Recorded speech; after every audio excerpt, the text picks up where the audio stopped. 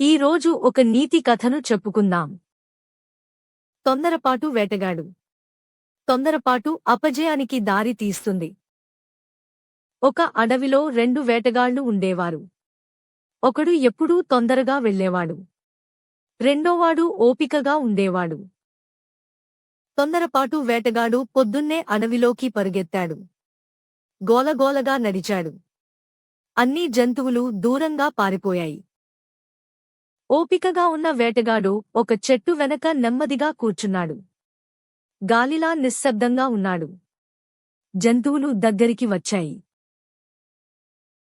సాయంత్రం తొందరపాటు వేటగాడు చేతులు ఖాళీగా తిరిగొచ్చాడు. అతను అలసిపోయాడు.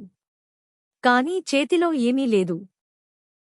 ఓపికైన వేటగాడు ఆనందంగా వచ్చాడు.